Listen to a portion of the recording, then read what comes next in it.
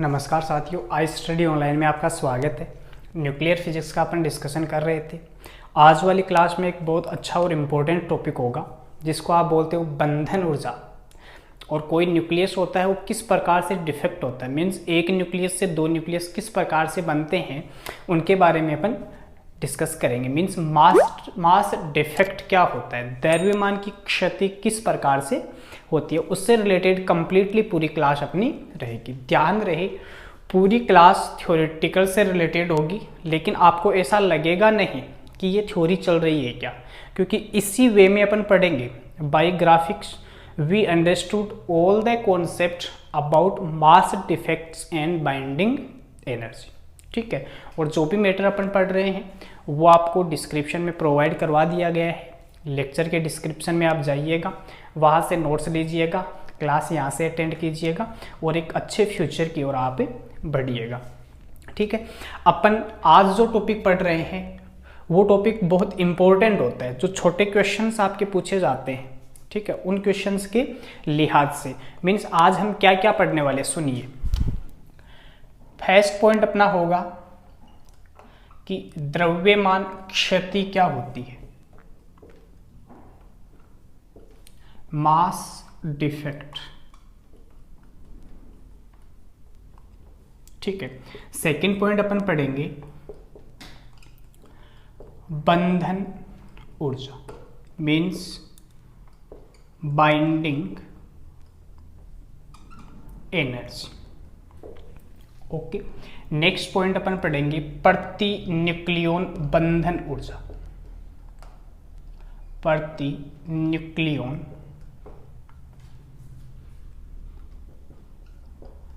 बंधन ऊर्जा। Next point अपन पढ़ेंगे संकुलन गुणांक,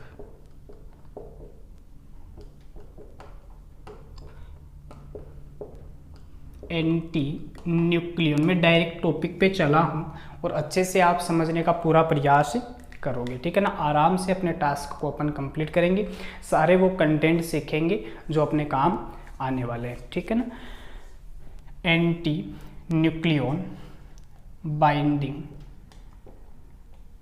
एनर्जी, फिर पैकिंग फैक्टर। ठीक है, ये चार कॉन्सेप्ट आज के क्लास में अपन डिस्कशन करने वाले हैं। ठीक है, हाँ, इसके बारे में जब अपन पढ़ेंगे तो बहुत कुछ इंपॉर्टेंट कंसेप्ट आते हुए चलेंगे, कोई दिक्कत नहीं है, उनको भी अपन पढ़ेंगे कि किस प्रकार से ग्राफ ड्रॉ करते हैं। तो पूरा का पूरा काम होना है, वो पूरा काम अपन न्यूक्लियस की मदद से पढ़ेंगे। ठीक है, न्यूक्लियस अपने पास होगा, उस न्यूक्लियस की ही प्रॉपर्टीज अपन लेके चलेंगे। ठीक है, वन बाय वन अपन शुरू करेंगे और अंत तक पहुंचेंगे। आपको टैग मिला है कि binding energy and packing factor. देखिएगा, फर्स्ट अपन डिस्कशन करेंगे द्रव्यमान क्षति क्या होती है। द्रव्यमान क्षति, अब सुनिए थोड़ा सा, जब भी अपन न्यूक्लियर फिजिक्स पढ़े तो उसमें कोई एक नाभिक होता है, जब वो टूटता है, मीन्स विखंडन होता है अपने पास, तो विखंडन से दो नए नाभिक वो बनाता है, फिर आगे अभिक्रिया चलती रहती है। वो भी अपन पढ़ेंगे, नेक्स्ट वाले चैप्टर में पढ़ेंगे पूरा, वहाँ संलयन, फिजन और फ्यूजन के बारे में ही है पूरा पढ़ेंगे। पर थोड़ा सा आप समझिए कि अपने पास कोई इस प्रकार से रिएक्शन होता है कि यहाँ कोई फैक्टर लिखा गया है x। ठीक है, ये यदि टूटता है y प्लस z में, तो इस x को आप पेरेंट न्यूक्लियस बोलते हो। ठीक है, जो आपके पास लास्ट में बनता है उसको आप डॉटर न्यूक्लियस। तो आपने क्या सीखा कि जब आपके पास कोई एक ऐसा एटम था तो वो इनमें टूट गया। हाँ, उल्टा भी हो सकता है, दो से जुड़ के कोई एक भी बन सकता है। तो द्रव्यमान क्षति जब होगी, सुनिए, तब आप ये बोलोगे कि कोई एटम हमेशा टूटेगा ही। ठीक है, जब भी आप डिफेक्ट की बात करोगे तो द्रव्यमान में कोई कमी होगी ही, द्रव्यमान में कमी। ठीक है, यही आपको यहाँ से नज़र आ रहा है। मीन्स अब आप ऐसे नहीं बोलोगे कि आप ऐड कर रहे हो और आपके पास वहाँ द्रव्यमान क्षति नहीं। अपन क्या बोलेंगे, जब हमारे पास कोई एक न्यूक्लियस होता है, वो यदि 2 से अधिक न्यूक्लियस में टूटता है, तब उनके द्रव्यमान में होने वाली जो कमी होती है उसे द्रव्यमान क्षति कहते हैं। किस प्रकार होगी, देखिए यहाँ पे कोई परमाणु है तो ZXA अपन इसको डिनोट कर सकते हैं। ठीक है, देखिए प्रोटॉनों की संख्या, थोड़ा समझिएगा, कंसेप्चुअल है। प्रोटॉनों की संख्या आप क्या लेते हो जी, Z, जो परमाणु क्रमांक होता है वही, और प्रोटॉनों का द्रव्यमान क्या लेते हो, MP। प्रोटॉन का द्रव्यमान अपन ने ले लिया। ठीक है, इसी प्रकार अपन यदि न्यूट्रॉनों के बारे में बात करें तो न्यूट्रॉनों की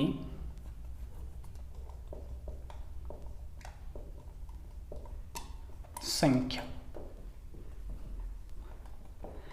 अपन क्या लेते हैं कि न्यूट्रॉनों की संख्या अपने पास कोई n है। अब न्यूट्रॉनों की संख्या होती क्या है, बताया हुआ है। न्यूट्रॉनों की संख्या आपको निकालना है तो A-Z वाला फॉर्मूला आप यूज करोगे। ठीक, चलो, और अपन ये मेजर कर लेते हैं कि जो न्यूट्रॉन हमारे पास है उसका द्रव्यमान कितना है, m। तो हमारे पास कोई परमाणु होगा, वो यदि टूटेगा तो उसके थोड़ा सा एक्सप्लेनेशन करने के लिए हमने ये माना कि हमारे पास जो Z एटॉमिक नंबर था, मीन Z प्रोटॉन था, उन प्रोटॉन्स का मास हमारे पास MP है, और न्यूट्रॉन की संख्या हमारे पास n है, जिसकी वैल्यू ये है, और न्यूट्रॉन का मास ये वाला है। मीन्स अपन क्या डिस्कशन कर रहे हैं कि ये वाला न्यूक्लियस जब इसमें टूट गया तो इसमें प्रोटॉन भी प्रेजेंट है और न्यूट्रॉन भी प्रेजेंट है, जायज सी बात है। साथ में यहाँ पर ये जो पेरेंट न्यूक्लियस है इसका भी क्या होगा, कुछ ना कुछ मास होगा। ठीक है, कुछ ना कुछ यदि मास होगा तो अपन ले लेते हैं कि पेरेंट न्यूक्लियस है उसका मास mZ, A से हम डिनोट। होता है क्या है कि जैसे ही अभिक्रिया होने के बाद जो दो अलग अलग घटक डॉटर न्यूक्लियस बने हैं या अलग अलग जो न्यूक्लियस बने हैं उनका जो मास होता है वो पेरेंट न्यूक्लियस का जो मास होता है उससे क्या होता है, कम होता है। ध्यान रखिएगा, यहाँ पर ये वाला जो मास होगा वो इन दोनों के मास के एडिशन से कम होगा। ठीक है ना। देखिए अपन प्रोटॉन की बात करेंगे तो प्रोटॉन का डिस्कशन करेंगे, न्यूट्रॉन की बात करेंगे तो न्यूट्रॉन का डिस्कशन। लेकिन कॉन्सेप्ट आप द्रव्यमान क्षति में क्या पकड़ोगे कि जो हमारे पास mZ, A न्यूक्लियस था वो यदि 2 में टूटा है तब इन दोनों के निर्माण से जो हमारे पास मास आता है उससे ये वाला मास क्या होता है, कम होता है, और इसी कमी को क्या बोलते हैं, द्रव्यमान क्षति बोलते हैं। अब इसके लिए एक स्टैंडर्ड इक्वेशन लिखी जाती है, वो इक्वेशन लिखना आप सीखिए। देखिए आपके पास प्रोटॉन कितने हैं, Z, और मास क्या है, MP। तो इसके टोटल ओवरऑल वैल्यू निकाली जाती है Z × MP। ठीक है, उसी प्रकार न्यूट्रॉनों की संख्या के लिए यदि अपन वैल्यू फाइंड आउट करें, ठीक है, तो देखिए न्यूट्रॉनों की संख्या कितनी है आपके पास, A-Z, मल्टीपल कर दो इसके मास से, तो मास क्या है, m है। मीन्स हमने यहाँ पर तो प्रोटॉनों का ओवरऑल द्रव्यमान निकाला है, कितने प्रोटॉन थे उसके साथ प्रोटॉन के द्रव्यमान से मल्टीपल कर दिया, तो ओवरऑल प्रोटॉनों का द्रव्यमान, कितने न्यूट्रॉन का द्रव्यमान था उसको अपन ने न्यूट्रॉन के द्रव्यमान से मल्टीपल कर दिया, तो कितना ओवरऑल द्रव्यमान न्यूट्रॉनों का है। यदि आप यहाँ से टोटल द्रव्यमान की बात करो, देखिए इसको मैं लाइक एज y ले सकता हूँ, इसको मैं लाइक एज Z ले सकता हूँ। तो यहाँ से यदि आप टोटल द्रव्यमान की बात करोगे तो प्रोटॉनों के कारण कितना है, उसके साथ न्यूट्रॉनों के कारण कितना, तो प्रोटॉनों के कारण क्या है, Z × MP प्लस न्यूट्रॉनों के कारण A-Z × क्या है, ये हमने क्या निकाला है कि हमारे पास जो प्रोटॉन और न्यूट्रॉन है उनका टोटल द्रव्यमान कितना है, जो कि Z से इसमें चेंज हुआ था, और इसका द्रव्यमान हमने माना ही था mZ, A। अब हम मास डिफेक्ट कैसे निकालते हैं, बहुत मजेदार है। मैंने क्या कहा कि इन दोनों का मीन्स जो ZMP है, मैं मिटा के थोड़ा सा करता हूँ, फर्स्ट टॉपिक की अपन स्टडी कर रहे हैं, इसी प्रकार चारों टॉपिक अपन पढ़ेंगे। ठीक है, समटाइम्स वेट,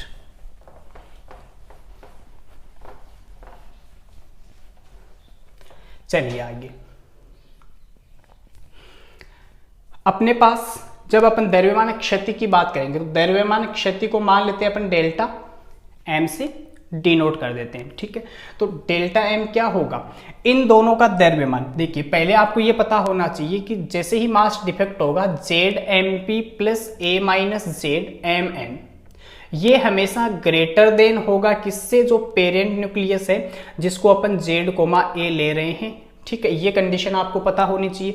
मीन्स इसका मास इसकी तुलना में क्या होता है, ज्यादा। इसी कमी को अपन क्या बोल रहे थे, द्रव्यमान क्षति बोल रहे थे, ठीक है। तब अपन डेल्टा एम का यदि फॉर्मूला आपको लिखना है तो ज्यादा वाला माइनस कम वाला, तो ज्यादा वाला क्या है, Z M P plus A minus Z M N, minus कम वाला क्या है, एम जेड कोमा ए। ये होता है जी standard formula of mass defect, जहां पर आपको ये डेल्टा एम क्या बताएगा कि कितना मास डिफेक्ट हुआ है, मास डिफेक्ट।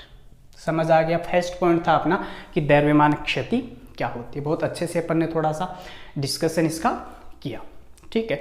अब द्रव्यमान क्षति आपके पास हो, जब आपके पास द्रव्यमान होता है तो आप ऊर्जा निकाल सकते हो। कैसे, ऊर्जा यदि निकालनी होती E तो क्या हो गया, m इंटू सी, तो क्या है लाइट वेलोसिटी, बचा क्या m अपन यदि न्यूक्लियर में पढ़ रहे हैं तो क्या ले लेंगे, मास डिफेक्ट। और जैसे ही ये एनर्जी अपने पास मिल रही है, ये एनर्जी ही क्या होगी, बाइंडिंग एनर्जी होगी।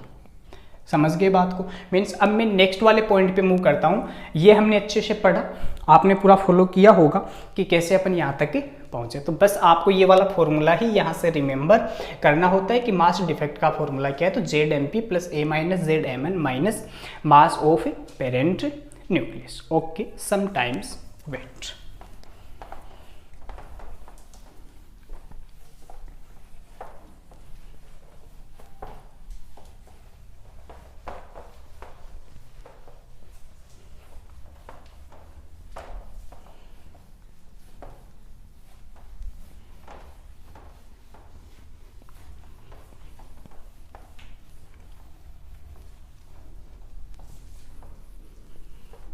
देखिए नेक्स्ट अपन मूव करते हैं, जो मैंने कहा आपको बंधन ऊर्जा।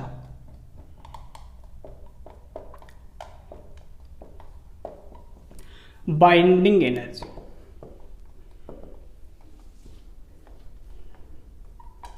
ठीक है। क्या होगा, जो मास डिफेक्ट अपन ने पढ़ा, आपको बताया कि सी स्क्वायर कॉन्स्टेंट होना है, ठीक है। या फिर आप क्या कह सकते हो, जैसे अभी अपन कह रहे थे जेड हमारे पास था, ये टूटा एक्स और वाई, तो किसी भी नाभिक को, सुनिए, किसी भी नाभिक को उसके घटक नाभिकों में तोड़ने के लिए आवश्यक ऊर्जा को क्या कहते हैं, बंधन ऊर्जा कहते हैं। समझ गए। मीन्स जेड को यदि हमें तोड़ना है तो इसके कुछ अपने पास घटक नाभिक मिल गए, मीन्स दो या अधिक भागों में उसको तोड़ने के लिए जिस एनर्जी की आवश्यकता होती है उसको अपन बाइंडिंग एनर्जी बोलते हैं। समझ गए बाइंडिंग एनर्जी की डेफिनेशन क्या है। बहुत आसान सा कंटेंट। अब आपके माइंड में ये आ रहा होगा, केमिस्ट्री में आपने सुना है किन्हीं भी कोई परमाणु होता है अपने पास, उसको तोड़ने या जोड़ने के लिए जो ऊर्जा है उसको आप बंधन ऊर्जा। लेकिन मैंने कहा अपन मास डिफेक्ट का डिस्कशन कर रहे हैं, एक को दो में कर रहे हैं, तो अपन इतना ही डेफिनेशन यूज करेंगे यहाँ पे कि किसी भी नाभिक को दो घटक नाभिकों में तोड़ने के लिए जिस ऊर्जा की आवश्यकता होती है उसे अपन बंधन ऊर्जा बोलेंगे। अब देखिए इसका फॉर्मूला कैसे निकालते हैं। देखिए बाइंडिंग एनर्जी, नॉर्मल मैंने कहा आपको कि energy E M C square होती है, ठीक है। अपने को बाइंडिंग एनर्जी, तो बाइंडिंग एनर्जी में मास कौन सा, डिफेक्ट मास यूज करेंगे, delta M into C square. Delta M आपके पास प्रेजेंट है तभी मैंने मिटाया नहीं, यहाँ पे वैल्यू रखो, तो binding energy equal Z M P plus A minus Z M N. आपको लग नहीं रहा है कि थ्योरी चल रही है, बहुत अच्छे से अपन डिस्कशन करेंगे। माइनस एम जेड कोमा किससे मल्टीपल है, ये जो वैल्यू है वो किस में आती है, जूल में निकल के आती है, ठीक है। लेकिन जब भी न्यूक्लियर फिजिक्स पढ़ते हैं अपन तो एनर्जी बहुत ज़्यादा निकलती है, और एनर्जी को हमेशा अपन मेगा इलेक्ट्रॉन वोल्ट में यूज करते हैं। देखिएगा जब भी न्यूक्लियर फिजिक्स होगी तो इसमें जो भी एनर्जी अपने पास होगी वो किस में होगी जी, मेगा इलेक्ट्रॉन वोल्ट, मीन्स बहुत अधिक। जैसे आपने सुना है नाभिकीय रिएक्टर हो चाहे परमाणु बम हो, तो वहाँ पे जो एनर्जी निकलती है वो बहुत ज़्यादा निकलती है, तो उसको अपन किस में मेजर करते हैं, मेगा इलेक्ट्रॉन वोल्ट में। वही बात है, यदि जूल आपके पास है और इस जूल को यदि आपको मेगा इलेक्ट्रॉन वोल्ट में चेंज करना होता है तो आप इजीली कर सकते हो। कैसे करोगे, पता आपको, एक जो जूल है उसमें 931.5 मेगा इलेक्ट्रॉन वोल्ट होता है। मींस इसी को अपन क्या चेंज कर सकते हैं कि binding energy ZMP plus A minus ZMN minus MZ, A into C², किससे मल्टीपल कर दो, 931.5 मेगा इलेक्ट्रॉन वोल्ट में हो जाएगा तब ये मान।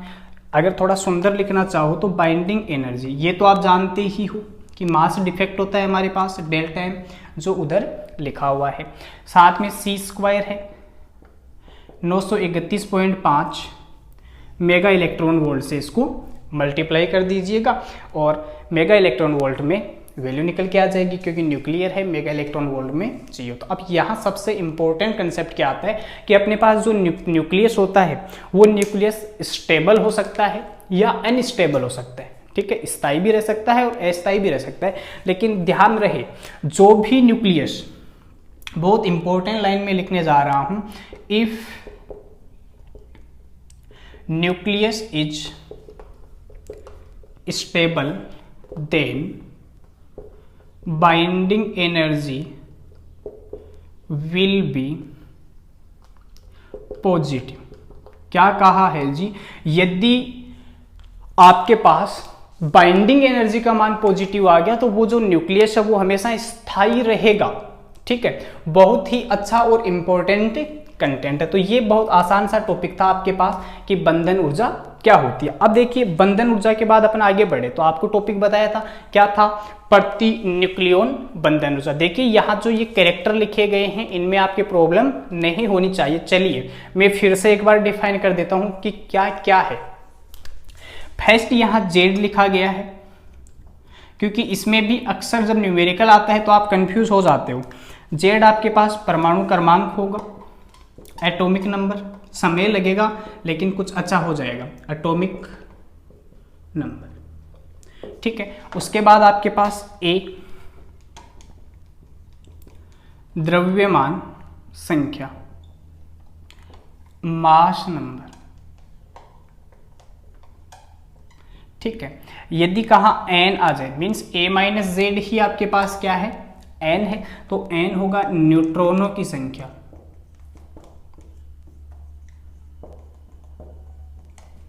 नंबर ऑफ न्यूट्रॉन्स, ठीक है। आगे आओ, फिर MP, मध्य प्रदेश नहीं है, MP क्या है, मास ऑफ प्रोटॉन, फिर क्या है यहाँ पे MN, मास ऑफ न्यूट्रॉन, फिर देखिए क्या आ गया MZ, A, इसको आप बोलोगे मास ऑफ पेरेंट न्यूक्लियस, ठीक है। जो भी सारे कैरेक्टर थे वो मैंने डिफाइन कर दिए हैं, क्योंकि कई बार आप इसमें भी गलती कर देते हो, ठीक है। आपको वैल्यू Z की दी जाती है, आप A की एज्यूम कर लेते हो। तो जब भी कोई डेरिवेशन आता है, उस डेरिवेशन में जो भी फैक्टर अपने को यूज करना होता है उसका फिजिकल मीनिंग अपने को पता होना चाहिए। तो ये होता है आसान सा बंधन ऊर्जा, कि जब एक न्यूक्लियस दो न्यूक्लियस में चेंज होता है तो उसको तोड़ने के लिए जिस एनर्जी को अपने को देना होता है वही क्या होता है, बंधन ऊर्जा होता है। बंधन ऊर्जा से अपन आगे मूव करते हैं, तो प्रति न्यूक्लियन बंधन ऊर्जा देखिए अब बहुत अच्छा चलने वाला है। अपन ने थ्योरी डिस्कशन की है, इस थ्योरी की मदद से अपन एक ग्राफ का भी डिस्कशन करेंगे, ठीक है। थोड़ा सा मेरे को आप समय दीजिएगा जिससे अपन नेक्स्ट वाला टॉपिक चला सके।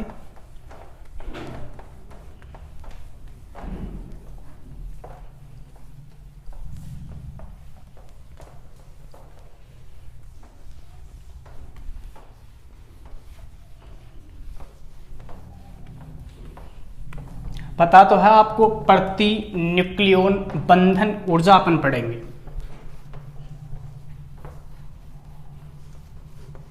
देखिएगा, हेडिंग लगाते हैं प्रति न्यूक्लियन बंधन ऊर्जा। अदर लैंग्वेज बताया हुआ है आपको। अब कैसे हो गई कि किसको अपन प्रति न्यूक्लियन बंधन ऊर्जा बोलेंगे। अभी अपन ने पढ़ा है कि बाइंडिंग एनर्जी क्या है, उसके बारे में अपन ने डिस्कशन कर लिया, ठीक है। और द्रव्यमान संख्या एक के बारे में अपन ने पढ़ा। कुछ नहीं करना, बाइंडिंग एनर्जी में आप द्रव्यमान संख्या का भाग दे दो, आपको क्या मिल जाएगा, प्रति न्यूक्लियन बंधन ऊर्जा, जिसको बाइंडिंग एनर्जी का बार भी अपन लिख सकते हैं। समझ आया कि जैसे ही प्रति न्यूक्लियन बंधन ऊर्जा आपको निकालनी होती है तो बाइंडिंग एनर्जी में आप द्रव्यमान संख्या का भाग दे दीजिए। अब ध्यान रहे, बाइंडिंग एनर्जी का ही अभी एक ग्राफ डिस्कशन करेंगे, बहुत इंपॉर्टेंट ग्राफ होता है, ठीक है। अच्छा, यदि अब आपको कोई पूछे कि फॉर्मूला हमें बताओ कि प्रति न्यूक्लियन बंधन ऊर्जा क्या है, तो इजीली आप बता सकते हो, कोई प्रॉब्लम नहीं होनी चाहिए। मीन्स बंधन ऊर्जा डिवाइडेड बाई द्रव्यमान संख्या ही क्या होती है, प्रति न्यूक्लियन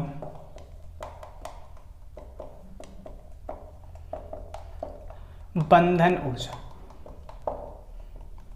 फॉर्मूला इस वे में भी लिख सकते हो, anti binding energy equal binding energy divided by द्रव्यमान संख्या क्या है जी, ए, ठीक है, कोई प्रॉब्लम नहीं होनी चाहिए। अब सुन लो, प्रति न्यूक्लियन बंधन ऊर्जा का मान जितना अधिक होता है वो वाला नाभिक उतना ही ज्यादा स्थायी होता है। बहुत ही इंपॉर्टेंट लाइन है, एक स्टेटमेंट पहले बताया था, दूसरा स्टेटमेंट में अब डिस्कस कर रहा हूं कि प्रति न्यूक्लियन बंधन ऊर्जा जिस भी नाभिक के लिए बहुत ज्यादा होगी वो नाभिक इस नेचर में सबसे ज्यादा स्थायी होता है। अब आपसे मेरा क्वेश्चन ये है कि आप मुझे ये बताइए कि इस नेचर में सबसे ज्यादा मिलने वाला जो अपने पास परमाणु है वो कौन सा होता है, मीन्स कौन सी धातु है जो इस प्रकृति में सबसे ज्यादा पाई जा रही है। अपन कोई भी सामान खरीदने जाते हैं, किसी धातु का बना रहता है तो सबसे ज्यादा अपने को लोहे का मिलता है। यदि कोई दूसरी धातु भी होती है तो उसके साथ लोहा भी मिक्सअप होता है। इसका मीनिंग क्या है कि प्रकृति में सबसे ज्यादा जो हमारे पास धातु मिल रही है वो लोहा है, तो लोहे के लिए प्रति न्यूक्लियन बंधन ऊर्जा सबसे ज्यादा होती है, ठीक है। यही वजह है कि लोहा यहाँ प्रकृति में ज्यादा पाया जा रहा है। जब अपन ग्राफ डिस्कशन करेंगे तो लोहे वाला ग्राफ सबसे ऊपर जाएगा, बाकी ग्राफ वेरी करेंगे, ठीक है, वो बातें अलग है। तो बहुत अच्छा कॉन्सेप्ट था, मैं थोड़ा सा लिख भी देता हूं ताकि आपके अच्छा हो। प्रति न्यूक्लियन बंधन ऊर्जा का मान जिस धातु के लिए ज्यादा होगा वो धातु उतनी ही अधिक स्थायी होगी। धातु बोलूं चाहे न्यूक्लियस बोलूं, स्थायी होगी। इसका बहुत अच्छा एग्जाम्पल कौन सा है, Fe लोहा, आयरन। आयरन का जो मास नंबर होता है वो कितना होता है, नहीं, ऊपर जो ए अपन लिखते हैं वो कितना होता है, 56 होता है। मीन्स यहां ये जो 56 आयरन का है ये सबसे ज्यादा स्थायी धातु होती है, ठीक है। बहुत अच्छा कंसेप्ट मैंने आपको बताया, ठीक है, समझ आया होगा। बहुत ही इंपॉर्टेंट है, तब अपन थोड़ा आराम से लेके चल रहे हैं, ठीक है। अब देखिए, अपन एक ग्राफ का डिस्कशन कर रहे हैं, उस ग्राफ में अपन ये देखेंगे कि जब अपन प्रति न्यूक्लियन बंधन ऊर्जा, ठीक है, उसके अलावा यदि द्रव्यमान संख्या के बीच का हम ग्राफ बनाए कि एक तरफ हम प्रति न्यूक्लियन बंधन ऊर्जा ले, दूसरी तरफ हम द्रव्यमान संख्या ए ले, तो उनमें किस प्रकार से ग्राफ वेरी करेगा। तो तीन रीजन का अपन थोड़ा डिस्कशन करेंगे, ठीक है। पहले अपन थोड़ा सा ग्राफ बनाते हैं, थ्योरेटिकल पार्ट है, लेकिन आप ग्राफिक्स की मदद से बहुत ज़्यादा समझने का प्रयास कीजिएगा, ठीक है। थोड़ा सा वक्त दीजिएगा ताकि अपन ग्राफ बना सके, कोई प्रॉब्लम नहीं है। अपने को ग्राफ बनाना है। इस तरफ में कोई अक्स ले लेता हूं और यहां लिख देता हूं मैं binding energy bar, means binding energy divided by A.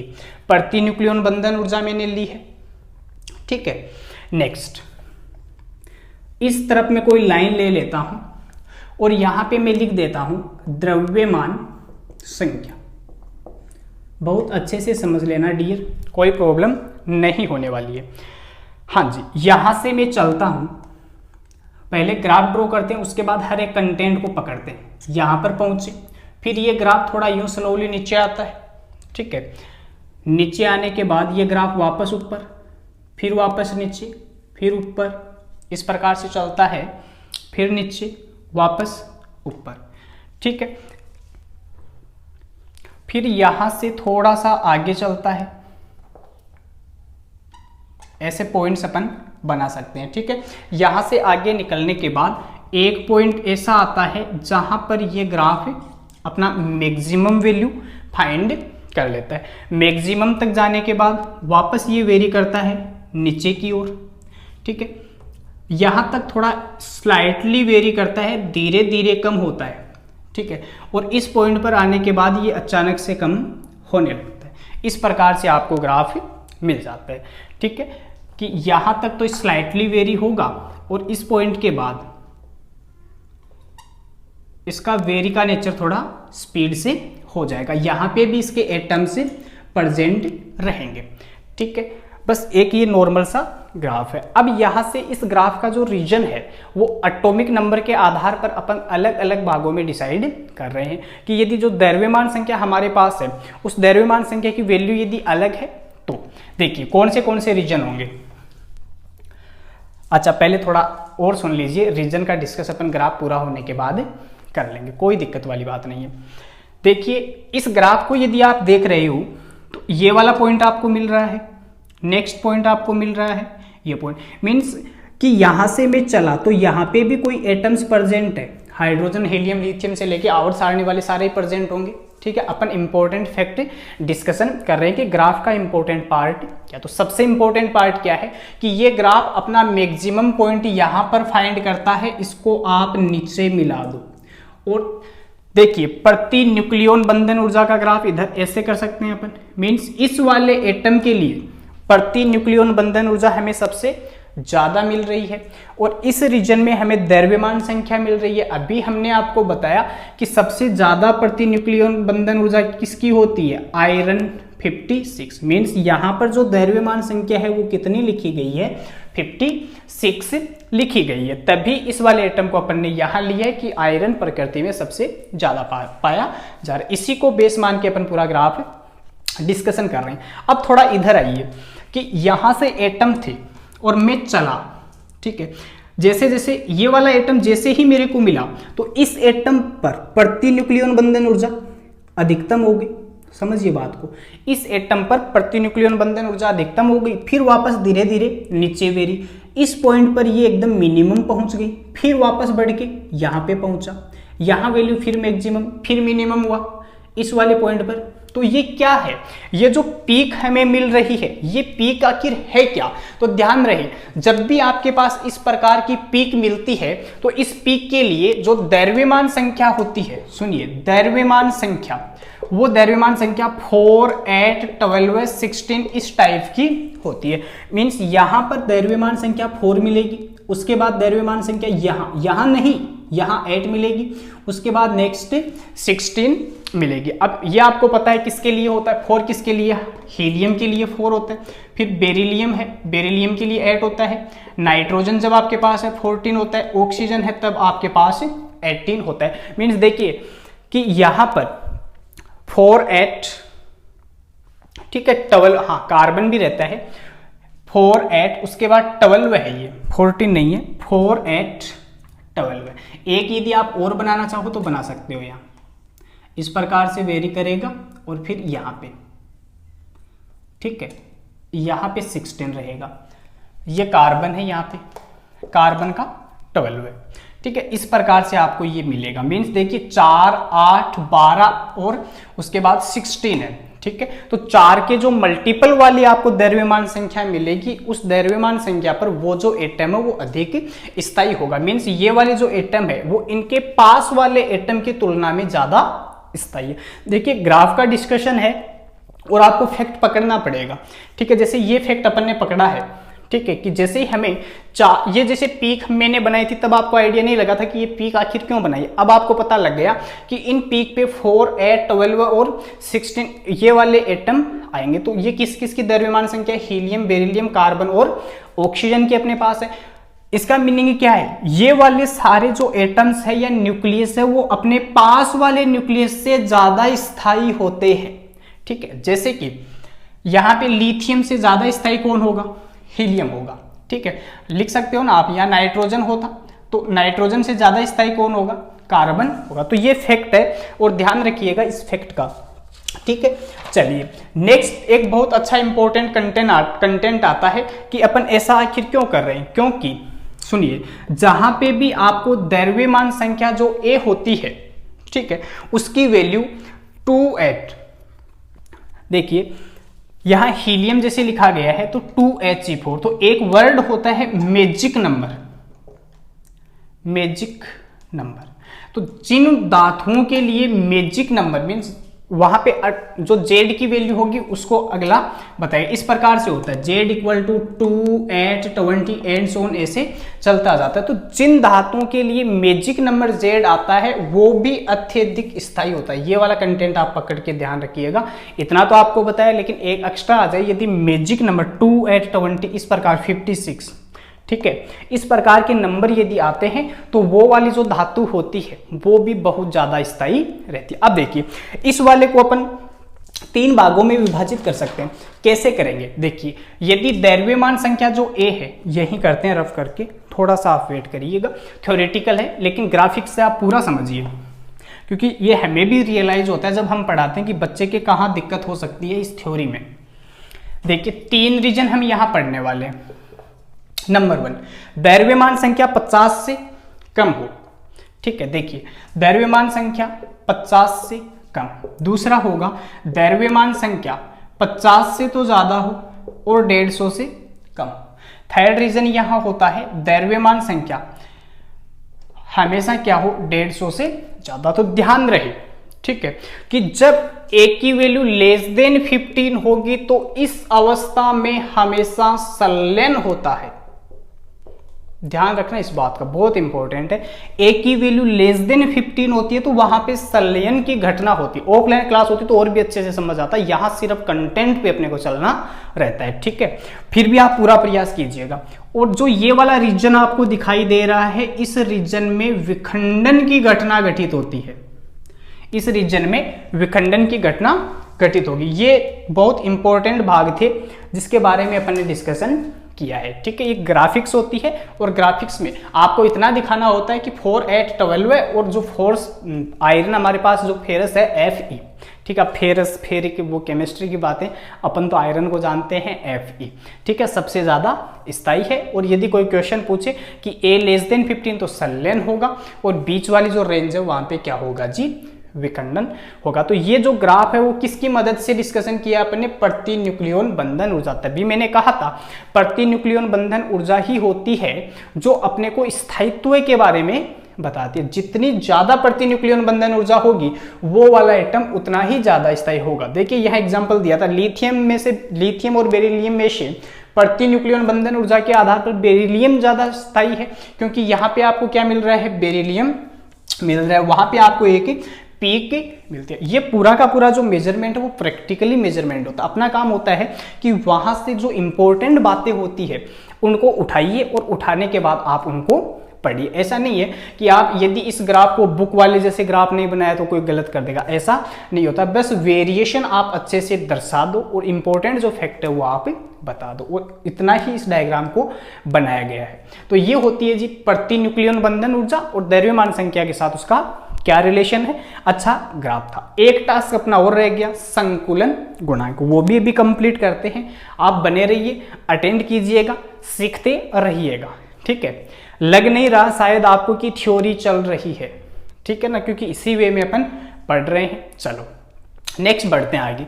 Last अपना जो टॉपिक है उसके बारे में डिस्कशन करेंगे।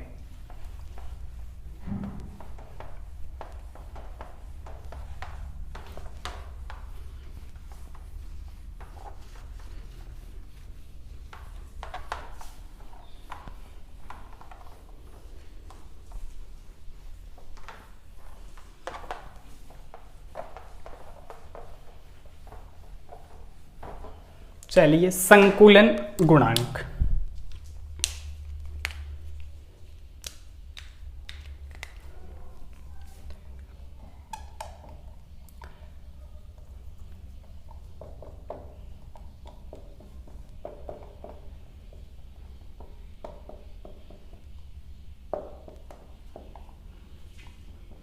पेकिंग फैक्टर बहुत अच्छा कंटेंट है। दो बातें ध्यान रखो, एक तो अपन ने क्या पढ़ा था, द्रव्यमान क्षति पढ़ा था, ठीक है। द्रव्यमान क्षति के अलावा द्रव्यमान संख्या तो होना ही है, इन्हीं दो से अपना काम होना है, द्रव्यमान संख्या। अब देखिए, द्रव्यमान जो क्षति होती है, ठीक है, मास डिफेक्ट डेल्टा एम, तो अपन ने क्या कहा था, Z M P plus A minus Z M N, तो अपन उसको किसी द्रव्यमान एम से डिनोट करते हैं, माइनस जो न्यूक्लियस है उसका द्रव्यमान अपन द्रव्यमान संख्या मान लेते हैं ए, तो एम माइनस ए से अपन द्रव्यमान क्षति को डिनोट करेंगे, और द्रव्यमान संख्या अपने पास क्या होती है, ए होती है। तो बहुत आसान सा कॉन्सेप्ट है, द्रव्यमान क्षति तथा द्रव्यमान संख्या का अनुपात संकुलन गुणांक कहलाता है, ठीक है।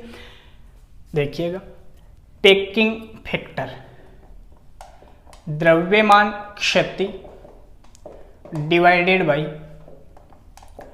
द्रव्यमान संख्या, कोई दिक्कत नहीं है। चलो आगे, पेकिंग फैक्टर द्रव्यमान क्षति मीन्स एम माइनस ए, द्रव्यमान संख्या क्या होती है, ए, बस यही होता है जी संकुलन गुणांक। अब यहाँ क्वेश्चन ये पूछा जाता है कि जो पेकिंग फैक्टर है वो धनात्मक कब होता है, मीन्स पॉजिटिव कब होता है, और पेकिंग फैक्टर नेगेटिव कब होता है। तो देखिएगा, मेरे को ये वाला पॉजिटिव करना है तो ऊपर एक ही स्टेप लिखा गया है जिससे मैं पॉजिटिव और नेगेटिव कर सकता हूं। यदि यहाँ m का मान यदि ज्यादा है तो धनात्मक वाला ज्यादा है और a कम है, मीन्स यदि m की वैल्यू ग्रेटर देन होती है a, तो यहां से कोई पॉजिटिव वैल्यू मिलेगी, तो पेकिंग फैक्टर क्या हो गया, पॉजिटिव। समझ गए। अदर वे में यदि नेगेटिव मेरे को चाहिए तो m का मान अगर कम है, a का मान ज्यादा है, तब वैल्यू नेगेटिव मिलेगी, जायज सी बात है। मीन्स जब पेकिंग फैक्टर नेगेटिव कब होगा, जब द्रव्यमान संख्या m लेस देन क्या होगी, a होगी। ये अच्छे इसके सारे कंटेंट थे। हाँ, इसके अलावा इसमें दो बातें और होती है, देखिएगा, बहुत इंपॉर्टेंट थिंग होता है। जो अपन कार्बन पढ़ते हैं 6C12 मीन्स कार्बन का जो न्यूक्लियस अपन पढ़ते हैं, उस कार्बन के न्यूक्लियस के लिए संकुलन गुणांक पेकिंग फैक्टर का मान कितना होता है जी, 0 होता है। देखिए मैंने क्या लिखा, 6C14, ए क्या मिला, 12 है। तो देखने से आपको लग रहा है कि यहाँ पर मास मीन्स देखने से नहीं लगेगा, यहाँ ये प्रैक्टिकल कॉन्सेप्ट रहेगा कि कार्बन के लिए पेकिंग फैक्टर हमेशा हमें 0 ही मिलेगा। उसके अलावा देखिए, पेकिंग फैक्टर धनात्मक भी होता है, कुछ एक धातुएं ऐसी होती है या कुछ एक न्यूक्लियस ऐसे होते हैं उनके लिए पेकिंग फैक्टर का मान पॉजिटिव भी होता है। और किन के लिए, देखिए a = 12 के लिए तो क्या है, 0, एक तो इससे कम रह गया, एक इससे ज्यादा। थोड़ा यहां कर लेते हैं, देखिए जब a की वैल्यू 12 है तब तो पेकिंग फैक्टर क्या मिलेगा, 0। इससे कम मीन्स a की वैल्यू लेस देन है किससे, 12 है, तब जो पेकिंग फैक्टर होता है वो पॉजिटिव होता है, मीन्स धनात्मक होगा, ठीक है। थ्योरी है लैंग्वेज वाली। और यदि a की वैल्यू इस 12 से तो बड़ी हो, 175 से कम हो, उस सिचुएशन में पेकिंग फैक्टर आपको नेगेटिव मिलता है। ये पोस्टुलेट से स्टैंडर्ड स्टेटमेंट्स है कि अलग अलग जो न्यूक्लियस है उनके लिए आप क्या बोलोगे। तो मैं एक बार फिर से रिवाइज कर देता हूं कि अपन ने इसमें क्या पढ़ा है कि द्रव्यमान क्षति और द्रव्यमान संख्या का जो रेशियो होता है उसी को हम पेकिंग फैक्टर बोलते हैं, और जो द्रव्यमान क्षति उसको m-a से भी डिनोट कर सकते हैं, a से डिवाइडेड हमने कर दिया। यहां से हमने ये देखा कि किसका मान किससे ज्यादा है, तो m यदि ज्यादा है तो पेकिंग फैक्टर पॉजिटिव निकल जाएगा और m कम है तो नेगेटिव निकल जाएगा। उसके अलावा क्या कहा कि कार्बन के लिए पेकिंग फैक्टर की वैल्यू क्या होती है, 0 होती है, और इससे नीचे पॉजिटिव और ऊपर नेगेटिव। तो ये है जी, चारों टॉपिक थे, छोटे छोटे टॉपिक थे, बहुत अच्छे से अपन ने इसका एक्सप्लेनेशन किया है। मैटर आपको दे दिया गया है क्योंकि थ्योरेटिकल सब्जेक्ट है, समझना पड़ेगा मेरे दोस्त, बिना समझे काम नहीं होगा, पूरा देने का आपको प्रयास रहता है। देखिए छोटी छोटी बातें हैं, अब ऐसा नहीं होता कि सर हमें तो सिद्ध करके बताओ कि कार्बन के लिए ये मान 0 कैसे होता है, तो सर यहाँ सिद्ध करके कैसे बताएगा। लेबोरेटरी का काम है, अपने बड़े बुजुर्ग जो साइंटिस्ट है वो बता गए, अपना काम है पढ़ना, ठीक है, अपन पढ़ते हैं जो उन्होंने बताया उसी। सोचिए आप कि जो उन्होंने उस टाइम में बताया था वो अपन इस टाइम में ही नहीं पढ़ पा रहे, तो अपन आगे थोड़ी निकल गए उनसे, नहीं, उनका ही अपने से कवर नहीं हो रहा तो अपन कहाँ के आगे निकल गए, ठीक है ना। तो वो कवर कर कीजिएगा, वही अपने एजुकेशन में कवर करते चलते हैं।